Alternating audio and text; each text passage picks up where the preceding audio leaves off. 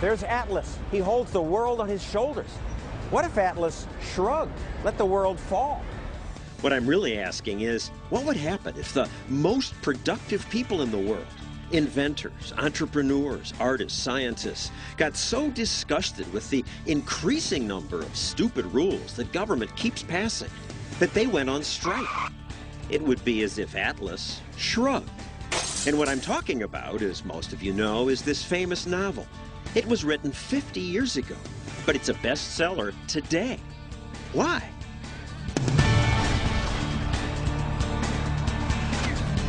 And now, the man who shatters conventional wisdom, John Stossel.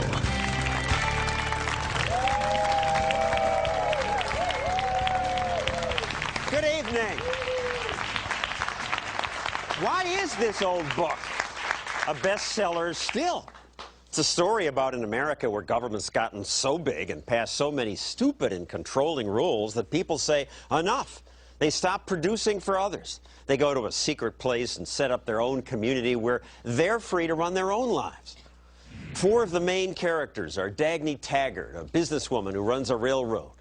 The villain, Wesley Mooch, a government bureaucrat who makes rules that control businesses. Orrin Boyle, a businessman who colludes with Mooch. And the hero, John Galt, an entrepreneur who leads a strike that gets the other productive workers to join him rather than obey Mooch's rules. The book is long, more than 1,000 pages. So how many people read books this long? Yet 7 million copies have been sold.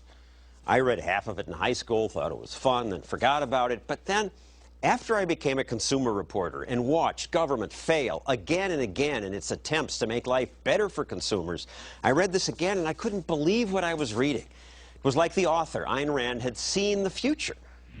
52 years ago, she wrote a description of what's happening in America now. Explosive growth of government, an increasing number of Wesley Mooch-like rules. Somehow she knew what was going to happen today. If she could see it 50 years ago, why don't more of us see it now? Well, with us tonight are some people who love this book and see that, and here also are some people who think the novel and its philosophy are ridiculous, like you, right? That's right. Why?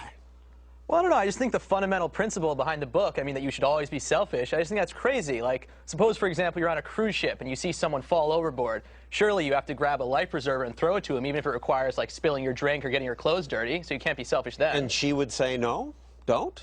I mean, as I read the book, she says, you know, you're required, and you're not just allowed to be selfish, you're required to be selfish all the time and only think about the sort of gains to yourself. So if that person could give something back to you, maybe you'd make a deal with him, but if you had to give something to that person and get nothing in return, you're not only are you not required to help him, but you shouldn't help him. My objection is that Ayn Rand says that the government stands in the way of people reaching their human potential, but how are people going to reach their potential if they don't have quality public education and health care and a clean environment that the government provides? Government has to provide those things. I think. All right, well, let me take those points to our first guest. John Allison is chairman of BB&T Bank, and you love this book, right? And your bank is the 9th biggest bank in America. Yes, sir.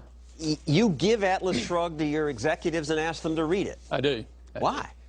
Because I think Rand's ideas are very powerful, although often understood. She is primarily an advocate of reason. And the belief that the human mind is the source of all human progress and really the only natural resource. And that for human beings to be productive, they have to be free. And that's why a free society is so necessary. It's interesting in academia, they talk about academic freedom, but they believe that business people can produce with all kinds of rules and regulations that prevent them from thinking, prevent them from making independent judgments. Well, what about his point about she's selling selfishness? If somebody fell off the yacht, too bad. That's a very misunderstanding her concept of selfishness. She's really an Aristotelian in the concept of selfishness as one's pursuit of one's rational, long-term self-interest properly understood. And what that looks like is you should not take advantage of other people, because taking advantage of other people doesn't work. People don't trust you. You see that in business. Also, you end up being paranoid because you're trying to manipulate other people. But you also shouldn't self-sacrifice. That what we really are in life is traders. We trade value for value. We get better together. In our business, we help our clients be successful economically. They let us make a profit doing it, doing it. And life is about creating win-win relationships. That there are only two stable relationship conditions, win-win and lose-lose. And if we try to get greedy and take advantage of other people, we end up with a lose-lose relationship. But interesting enough, when we get self-sacrificial, we end up with a lose-lose relationship. So RAND is really about people pursuing their own rational self-interest, but in the context of what she calls the trader principle, getting better together, creating win-win relationships. And you've used this in your own business by not making subprime loans and not doing eminent domain cases. I don't get the RAND connection.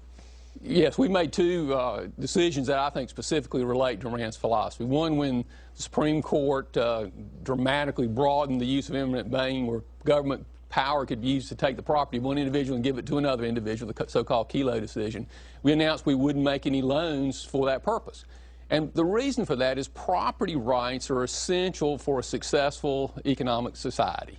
In fact, the single biggest thing correlated with economic well-being is property rights.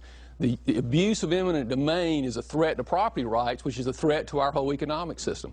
And since we're a bank and we depend on property rights, we thought it was in principle that we should be opposed to that kind of abuse. We also chose not to do the so-called negative amortization, or what are called pick-a-payment mortgage.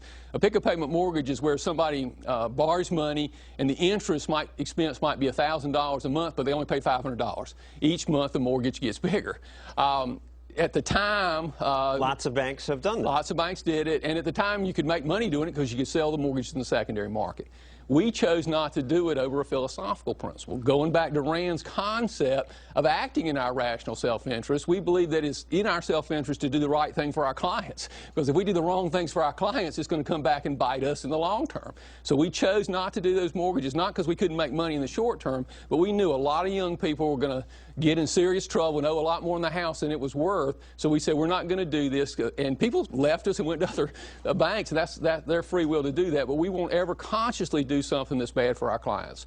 In fact, we believe if we do the right things for our clients in the long term, we'll be more successful. And that is very much a Randian concept. But you took TARP money. You colluded with government. Well, that was an interesting experience. I was personally adamantly opposed to TARP. I wrote Congress. I was the only CEO of a large bank that was adamantly opposed to TARP and strongly tried to resist it.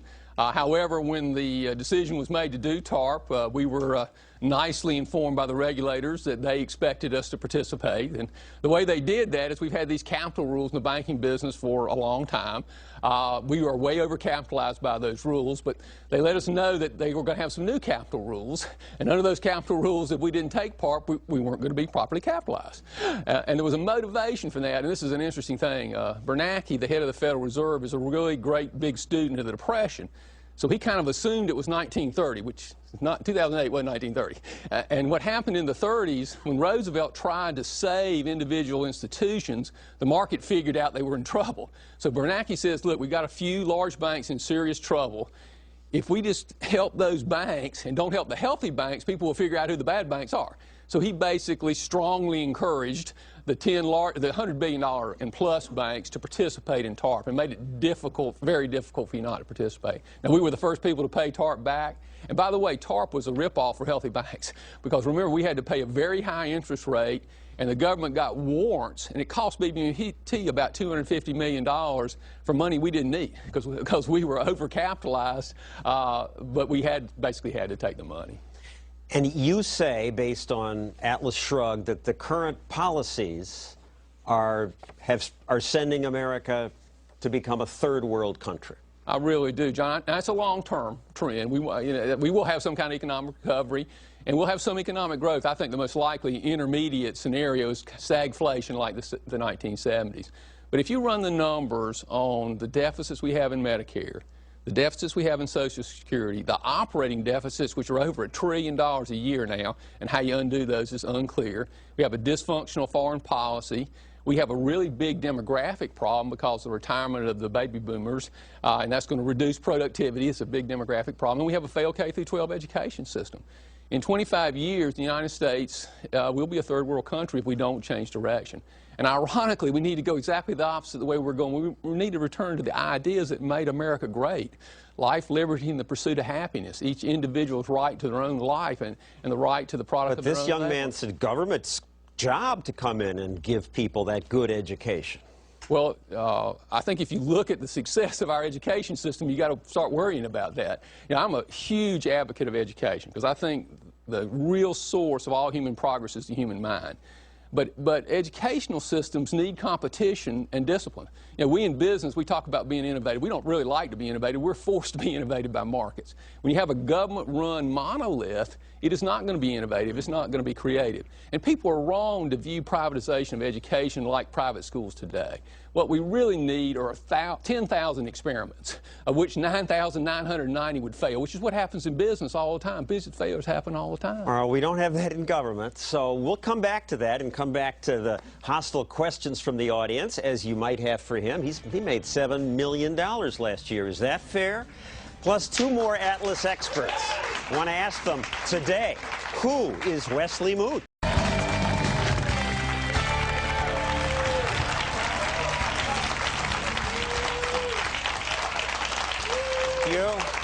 An opinion poll once asked readers, of all the books you've ever read, which one made the biggest difference in your life? The Bible came in first, Atlas Shrugged came in second. So it's a huge bestseller, made a big difference in people's lives, and yet there's never been an Atlas movie made. It's come close. Angelina Jolie and her partner Brad Pitt were interested. Jolie reportedly said of all the books she's read, she found Dagny Taggart's character the most relatable. But that movie never happened. Charlize Theron and Hilary Swank also talked about making a movie based on the book. It just never came together. However, I'm told soon there will be an Atlas Shrugged miniseries, 6 one-hour segments. So, soon. Now, the book itself. Some people are so inspired by Rand's message, they've devoted their lives to its study. People like our current guests here. We have Huron Brook. He's president of the Ayn Rand Institute. Also with us, Professor Bradley Thompson of Clemson University, director of its its Institute for the Study of Capitalism. And again, John Allison of BB&T Bank. So, Professor, let me start with you. This novel is coming to life today? It is coming to life today. In fact, there are many eerie parallels between what we see happening today and what happens in the novel. Like? Well, the nationalization of the economy, the attempt by the last Bush administration and the current administration. So there are scenes that are directly out of the novel. I mean, it's as if the novel were coming to life. So last fall, when Hank Paulson called 6 of the nation's largest bankers to Washington and had them closed in his office, and wouldn't essentially let them out until they'd signed the TARP bill. This is a scene as though it were straight out of Atlas Shrugged, when the lead character, Hank Rearden, is blackmailed by government officials. Who's Dagny Taggart today? Well, Dagny Taggart could be Allison? John Allison and many businessmen and women today and throughout the course of the last century. Who's Wesley Mooch? Wesley Mooch, I think, probably would be either Tim Geithner or, well, there are many government officials today. Tim Geithner would be one, the Secretary of the Treasury. Cass Sunstein, the Czar of Regulation, would be another one. Because they want to control business. Because they want to socialize the economy. They want to centralize all government control over the economy in Washington. That's right. Huron Brook, let me ask you. I think of some of these groups in the book, Friends of Global Progress. Oh, there's so many of them, anywhere from the various environmentalist groups out there to the various so-called social justice groups that are out there advocating for more and more government controls, more and more government intervention in the name of, it's always in the name of, social progress, in the name of, what is it, global progress, in the name of some collectivistic aim. I look at some of the laws in the book, the Preservation of Livelihood Law, Equalization of Opportunity Law, Steel Unification Plan, each company paid according to its need. These could be passed today. They could be passed today. You know, minimum wage type laws are certainly the equality, or the drugs, not drugs, the pays are, right? The whole idea of taking money from some and equating the equation of compensation completely, and we're seeing that with compensation right now. compensation czars. I mean, I don't think, I mean, some of these things are so bizarre that are happening right now. I don't think Ayn Rand could have thought of them. That is, reality is outpacing fiction. It is far more radical than even happened in the book. Many people who read the book complained about the fact that this isn't realistic. This could never happen in America. It's worse is happening before our eyes right now. Bradley Thompson, in the book you have collusion between Wesley Mooch and one businessman. You see that today? Oh, sure. I would say take Jeffrey Immelt, the CEO of General Electric. General Electric is now spending something like $20 million a year in lobbying in Washington to get Washington to pass laws that restrict competition and favor his company. Not to mention the fact that he's also investing huge amounts of the company's money in causes which will, in the end, ultimately destroy American capitalism, like cap and trade. And in return, he's received billions in federal guarantees and grants. That's right. Who is Wesley Mooch to you? Barney Frank is the, it just pops it in my mind. You know, why? Well, Frank is very explicit about his agenda. He's an egalitarian. He wants to see success destroyed in this country. He believes we are brothers keepers. He wants to take from some and give to the other, and he's very open about that. He's very ambitious. He wants power. It almost, you know, it radiates from his face, the desire to control other people's lives, and that's really Mooch in the novel. But it's in the public interest. Well, and that's really a key part of this novel, is the attack on the concept of the public interest. There is no such thing as the public interest. All we have are individuals. And if you violate one individual's rights in order to attain some goal, the Atlas Shrugged says, Ayn Rand says, it is immoral, it is wrong. It goes back to this idea of rational self-interest, of the focus on the individual and individualism versus collectivism, and rational self-interest versus you are your brother's keeper, which is this notion that we need to sacrifice some. We need to enslave some. We need to tax some for the benefit of others. Enslave is big, but you talk about morality. Let's go back to John Allison. He made $7 million. A lot of people here made much less than that. So why is that moral? Well, actually, John, I think I earned it. When I joined BB&T, when I joined BB&T in 1970, you earned it because? When I joined BB&T in 1971, we had probably 200 employees, and I made $600 a month. When I retired, it was a $152 billion company with 30,000 employees. And I had a lot of people that helped me make that happen, but I think I made an important contribution. Coming up, we will take your questions. Some of the people here are angry. They don't agree with that. And they also say the book is garbage. And some book reviewers agree. When Atlas came out, the New York Times wrote, "It howls in the reader's ear, beats him about the head. The book is written out of hate." Is it? Hate? We'll hear from some of you. Some of you agree with that.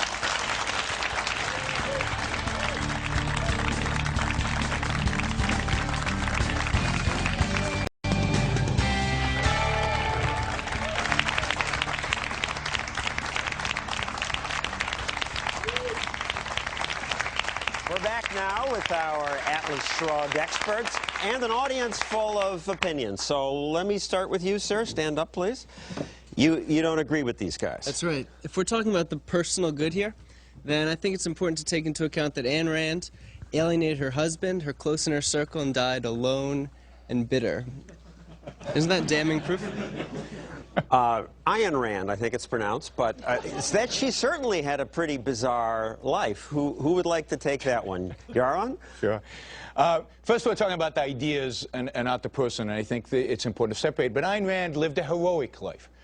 She came here with nothing from the Soviet Union at age 22. She was penniless in Los Angeles. She worked her way up through the studio system, from the wardrobe departments, script departments.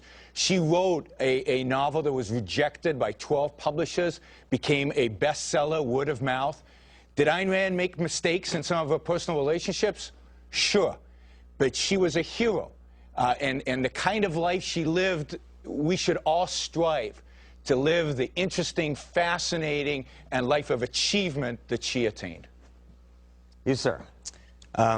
A similarly personal attack, I guess. Ayn Rand called herself an objectivist, but wouldn't allow any of her followers to call themselves objectivists. They must call themselves students of objectivism.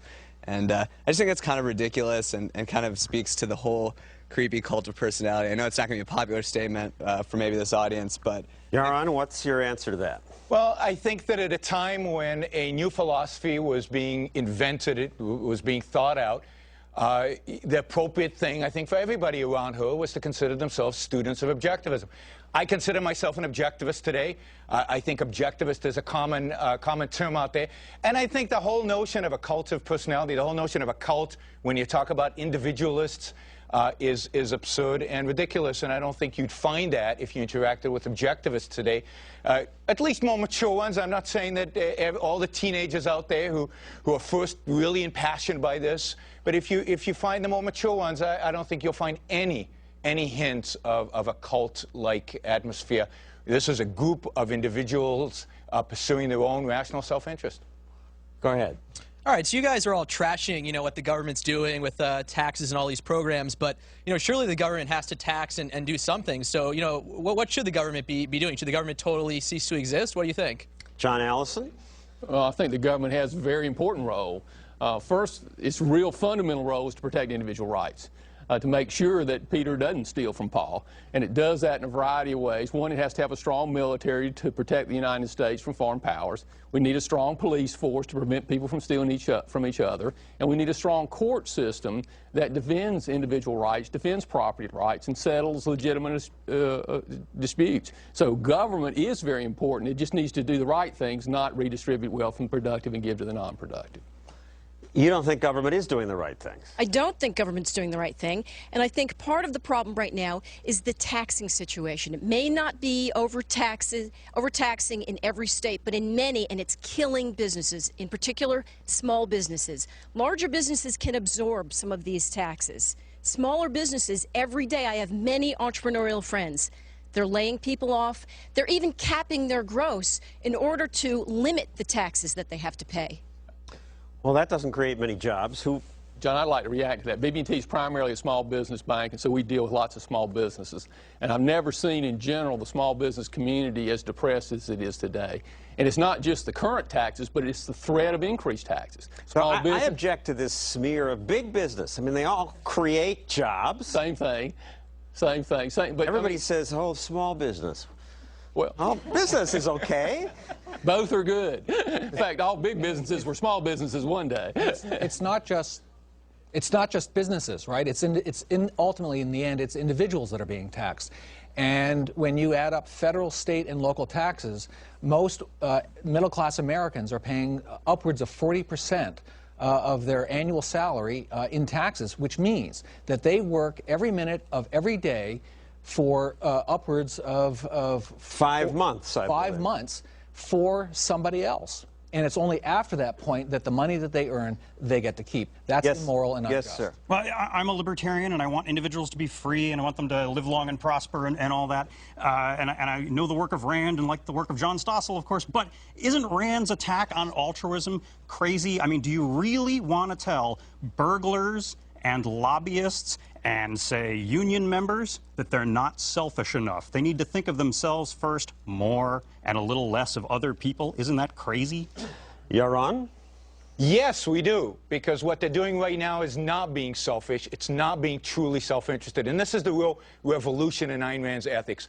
Ayn Rand's ethics is not about the self-interest. It's not about doing what you feel like doing. It's not about doing what, you know, emotionally, taking the cocaine because it's there, or taking the power because it's there. It's figuring out, and this is why being selfish is hard work. It's figuring out what is really in my long-term, rational self-interest. And all those groups, Bernie Madoff was not selfish. He was self-destructive. He self-destructed. He lived a miserable, pathetic life even before he was caught. So self-interest is not doing whatever whim comes. It is thinking about what is truly rationally in your self-interest. And none of those people who you mentioned do that. And if they did, they wouldn't be burglars and bureaucrats and so on. They'd be productive members within the world we live in. I thank you all. When we come back, what's a fish pedicure? What do these fish have to do with Atlas Shrugged and your freedom? When we return.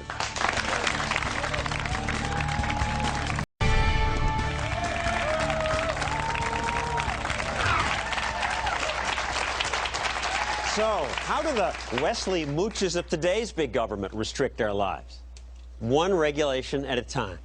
I'm here with Nick Gillespie of Reason TV. Reason's covered the ever-expanding nanny state for years. Why do you call it the nanny state? We call it the nanny state because whether you're a Democrat or a Republican, a liberal or a conservative, if you're a politician, you pass all kinds of laws telling us what we can eat, how we can paint our houses, what we can smoke or where we can smoke, whether we can ride a bicycle without a helmet, all sorts of things. They're treating us like children. They're treating us like we are, It's for our safety. It might be for their safety, but there's, safety. Let's say here, safety second, freedom first. Okay. They do like to ban things. They pass new bans on smoking, on trans fats, on baggy pants. So many things someone wants to ban. And now one more. What the audience here knows and what most of you didn't know until now is that Nick and I have been getting pedicures. A pedicure from fish. These little fish nibble on your feet. They eat off the bad parts. This is how some people have gotten pedicures for hundreds of years, and fish pedicures are now popular in Asia. And today, some entrepreneurs have brought this to America. This man over here, John Ho, brought us these fish. This is your business? You have salons in Virginia? Yes. How many? 3. And people like this? They loved it. Why?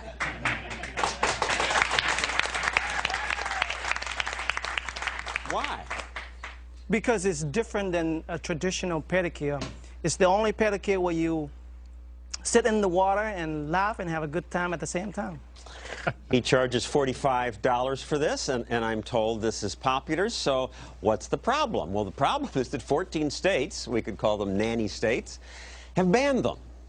Now, this is hardly a big infringement on our freedom, but it's indicative of how government... Talk for yourself. Oh, so why do they want to ban this? Well, our next guest will tell us, because he wants to ban it.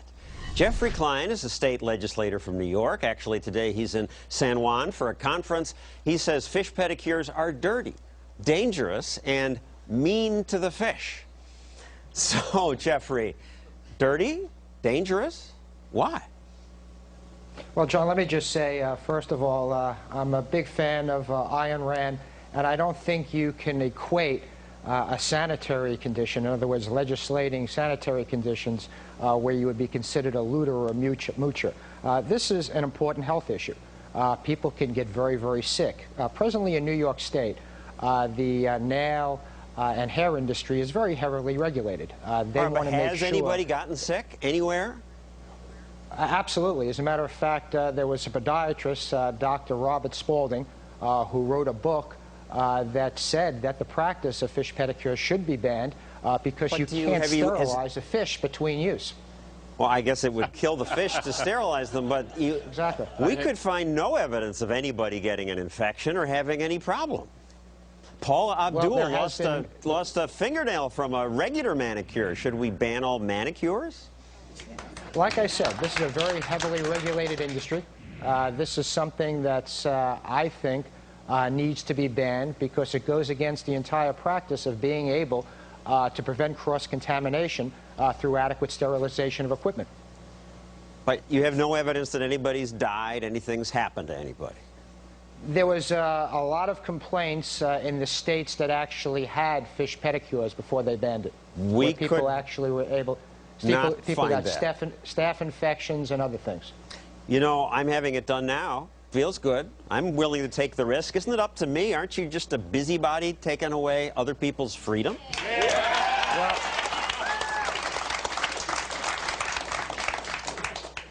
Well, again, I've prided myself over the years on not only taking on this specific industry, but also dirty supermarkets, dirty restaurants, I wrote legislation which requires that supermarkets post their most recent inspection results. We need to educate people. We need to let people know that some of the things that they do can make them sick. Well, I guess we'll expect more regulations from you. Thank you, Jeff. Nick, Thank you, John. What's your reaction? Well, you know, I do want to point out that the fish have nibbled off my extra toes on each foot, so I'm very grateful. And my feet were, when I grew up in New Jersey, my feet were officially declared a Superfund toxic waste site, and this is helping them quite a bit. You know, there's a bunch of things in what the state senator was saying that are just wrong. First off, you don't need the government to do ratings. You know, and first off, when you talk about food, say restaurants or whatever, absent you know, a food inspector from the state who may or may not be on the take. When Los Angeles started its letter grade policy, immediately after that there was a huge scandal there where it turned out a bunch of people were paying for grades and things like that. This happens all the time. Restaurants have a lot of information that goes out in newspapers. They send it out.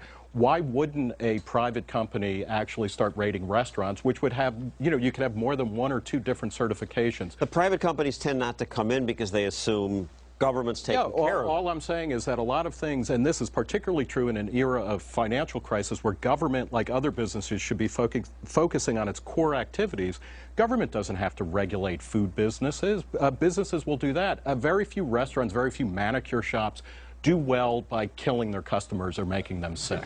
This is not a good business model. Bigger rules. Smoking, passive smoke. You know, passive people smoke, like it. Yeah, and this is also one of the things that, you know, I like it too. I'm not a smoker. I never was a smoker. I benefit from smoking bans. However, people who own businesses or people who decide to work at businesses should be able to make the choice to say, I want to do it this way or that way, as long as people know the risks. And this is part of the nanny state. What is strange is we are at a point in history where people are wealthier, relatively speaking. They're more educated. They're more in charge of their life across more different dimensions. And living longer. That's right. And now we're having government come in and people like New York State legislatures who cannot balance the budget, who are billions of dollars in debt, and are telling us, you know, leave the little fish alone.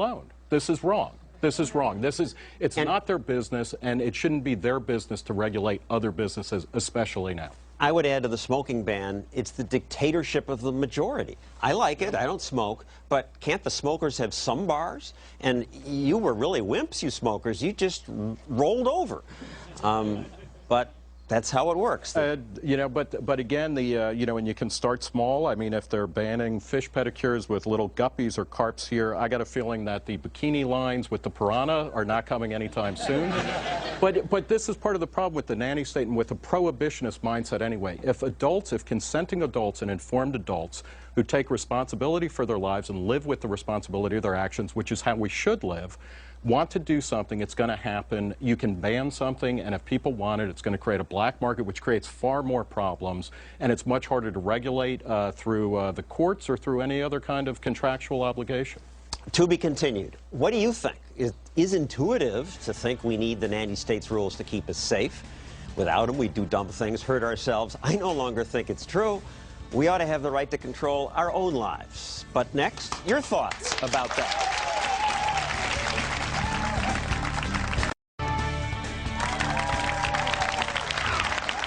How has the nanny state affected your life? Should government protect us from things that might be dangerous, like fish pedicures?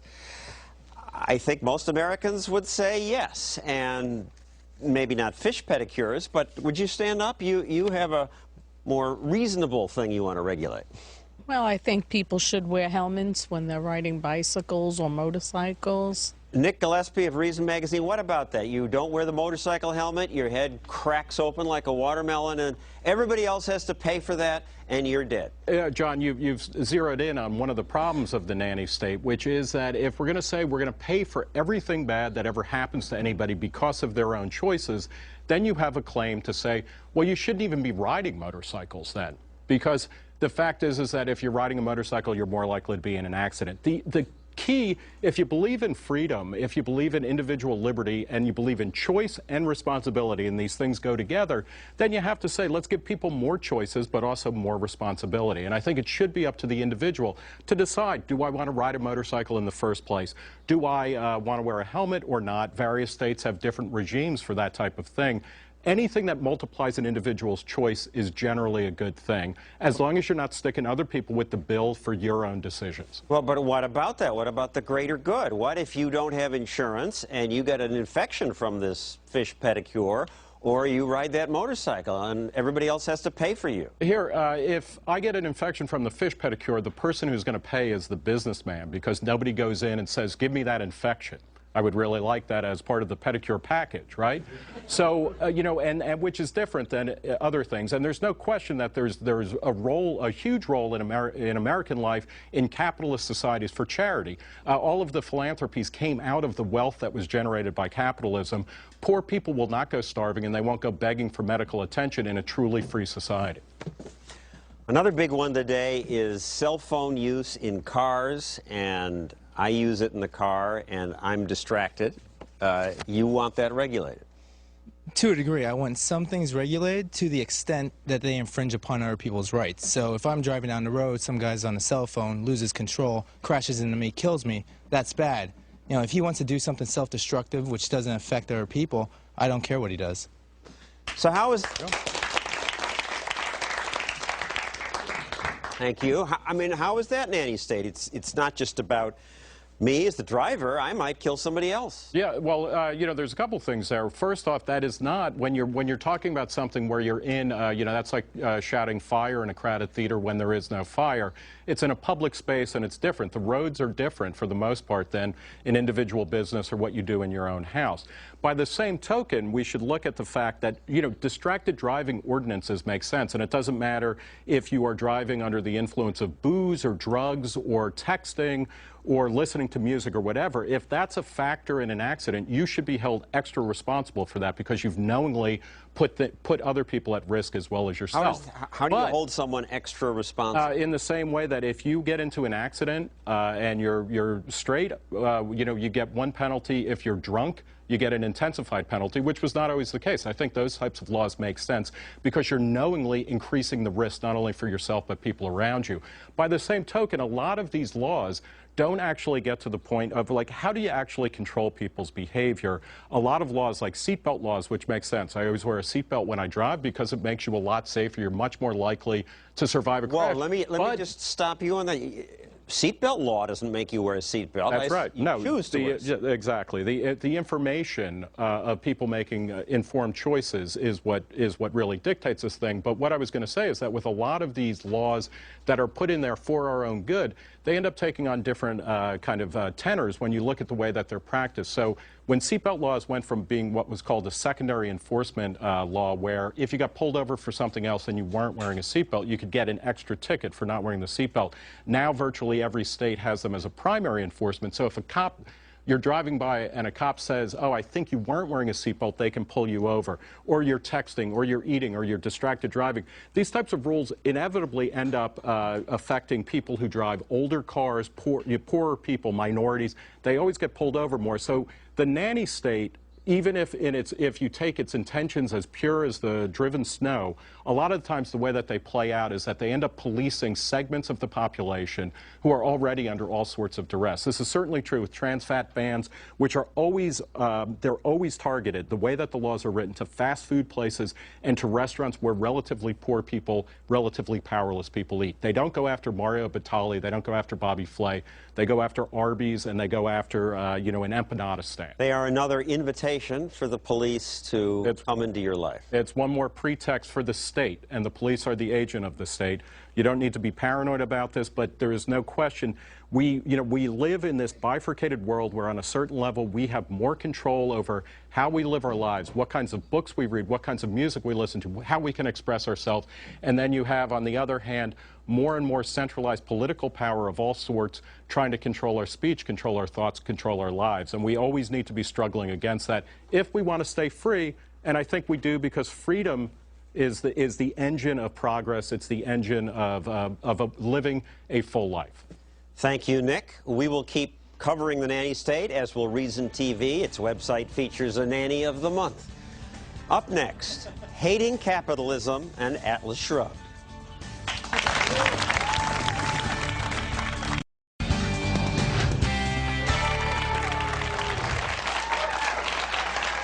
this book is so popular still. This year, its Amazon ranking was as high as number 15, yet it's half a century old. My book is just a couple of years old. It was a bestseller, but it's already ranking down in the tens of thousands, sometimes hundreds of thousands. So Atlas really must speak to people. Sales records show it's a book people turn to when government grows and scares us. The Economist published this graph of Atlas book sales over the past few years and pointed out that sales spiked when government grew or increased our debt. Here, the government announced interest rate cuts. Here, when the Bush administration announced it would support subprime lending. Here, when Obama was elected president. Here, when Obama passed the enormous stimulus package. Here's a graph that goes back further, 25 years. This year, Atlas book sales doubled. So, this is a hugely popular book. 7 million copies have been sold, and yet there's never been a movie made. Many in our audience sneer at the book. So, why? I think it's because elites in America hate the message. Rand celebrates capitalism and the individual. Elites don't like individualism, and they really don't like capitalism. In every newsroom I've worked in, and at my college, Princeton, capitalism was derided as selfishness. And lately, as a failure. This is a failure of capitalism. Quite a mess indeed. The media tell us our current economic problems are proof that the free market has failed. If I hear one of these ignorant, hypocritical, sanctimonious free traders ever talk about free markets again, they should be pilloried. Pilloried? That's ignorant nonsense. The truth is that free markets, capitalism, have lifted more people out of the mud and misery of stoop labor and terrible poverty than any system ever. In just the last 30 years, the World Bank says 500 million people who once lived on less than $1.25 a day have moved up and out of poverty. Free markets made that possible. But now, Wesley Mooch, Congress and the bureaucrats tell us they're going to fix capitalism. Their rules will make it better, kinder. Who are they kidding? They just can't conceive of a world where they are not the most important players. There will always be people who want to control our lives, who don't want anyone to get a fish pedicure, who think government and business should work together for the common good. But that's not what creates the common good. Rand had it right. She learned the hard way in Russia. What makes a country work for its people is leaving the Dagny Taggarts and John Galts alone, leaving them free to take risks, start new businesses, invent things, and also free to keep the rewards of their own work. Thank you. Thank you. Some call that selfishness, but that misses the point. I call it enlightened self-interest. When free people act in their own self-interest, society prospers. And that's our program for tonight. I'm John Stossel. See you next week.